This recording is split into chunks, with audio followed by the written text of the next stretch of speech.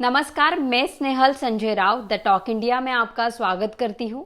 देश की आम जनता इन दिनों पेट्रोल डीजल की बढ़ती कीमतों से परेशान है। केंद्र और राज्य सरकारें पेट्रोल डीजल पर बेतहाशा टैक्स लगा रही है। आधे से ज्यादा पैसा सरकार को टैक्स के रूप में दिया जाता है। पेट्रोल डीजल की बढ़ती कीमत देश के हर आम नागरिक की जेब पर असर डालती है।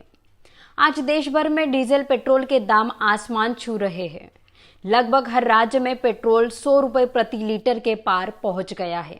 पेट्रोल डीजल की अनियंत्रित बढ़ती कीमतों के विरोध में विरोधी पार्टियां देश में जगह जगह विरोध प्रदर्शन कर रही है। आखिर क्यों बढ़ रही है पेट्रोल डीजल की कीमत? सरकारें इतना टैक्स क्यों लेती है? आइए जानते हैं।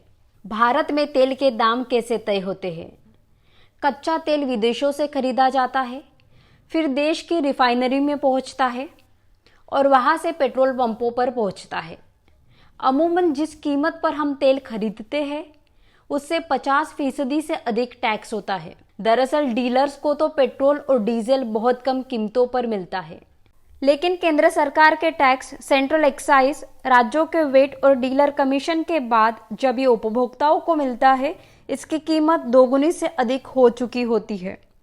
यानी पेट्रोल डीजल की खुदरा कीमत में कच्चे तेल का दाम, रिफाइनरी की कॉस्ट, मार्केटिंग कंपनियों का मार्जिन और सरकारों का एक्साइज और वेट टैक्स शामिल होता है। सरकार कैसे लेती है पेट्रोल पर एक्साइज और वेट टैक्स?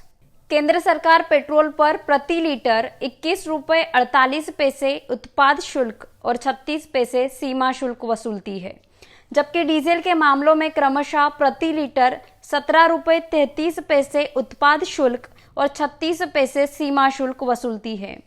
इस प्रकार केंद्र सरकार इन दोनों उत्पादों की लागत से ज्यादा इन पर कर वसूल लेती है। विवरण के लिए जाने के बाद राज्य सरकारें भी इन पर भारी भरकम कर लाद देती है। जैसे कि मध्य प्रदेश में पेट्रोल पर 38%, जबकि डीजल पर 32% वेट वसूला जाता है।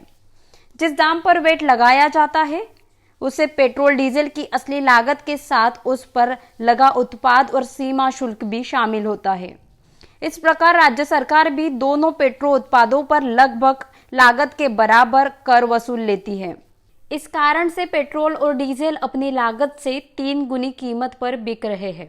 वही पेट्रोल डीजल की बड़ी कीमतों पर मोदी सरकार की ओर से तर्क दिया जा रहा है कि अंतर्राष्ट्रीय बाजार में कच्चे तेल की कीमत बढ़ रही है और यूपीए सरकार के दौरान जारी किए गए ऑयल बॉन्ड की वजह से भी कीमतों में वृद्धि हो रही है।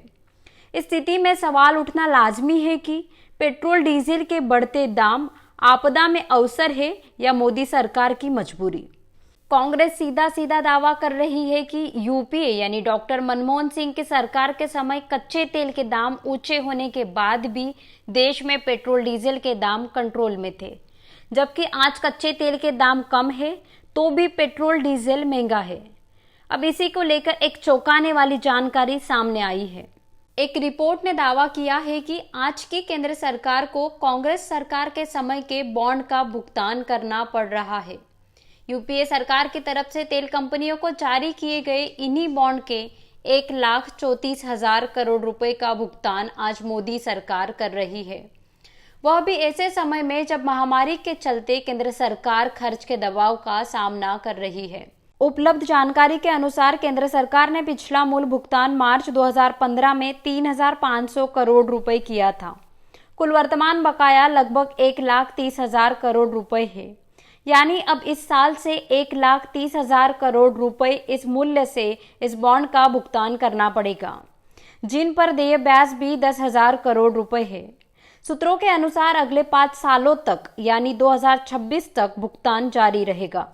अंतर्राष्ट्रीय बाजार पर भी पड़ रहा है असर। कोरोना महामारी के दौर में क्रूड ऑयल के प्रोडक्शन को तगड़ा झटका लगा था। दरअसल लॉकडाउन के चलते लोग अपने घरों में कैद रहे और वाहनों और इंडस्ट्री में पेट्रोलियम का इस्तेमाल कम हुआ। यह चलन किसी एक देश में नहीं बल्कि पूरी दुनिया में देखा गया। इसका सीधा असर क्रूड ऑयल उत्पादक देशों पर पड़ रहा है। इसके चलते वैश्विक स्तर पर क्रूड ऑयल की कीमतों में भारी गिरावट आई। लॉकडाउन के दौरान एक वक्त क्रूड ऑयल की कीमत $20 प्रति बैरल के स्तर पर पहुंच गई थी। इसके बाद इसमें बढ़ोतरी होनी शुरू हुई और बीते साल अक्टूबर तक यह $40 प्रति बैरल तक पहुंच गया। अब जैसे ही कोरोना महामारी का असर कम हुआ है और अब यह $60 प्रति बैरल के स्तर पर पहुंच गया है। यही वजह है कि स्थानिक स्तर पर भी इसका असर पड़ रहा है और कच्ची तेल की कीमतों में भारी इजाफा हुआ है। आज के लिए बस इतना ही। हमसे जुड़े रहने के लिए द टॉक इंडिया चैनल को सब्सक्राइब करें। धन्यवाद।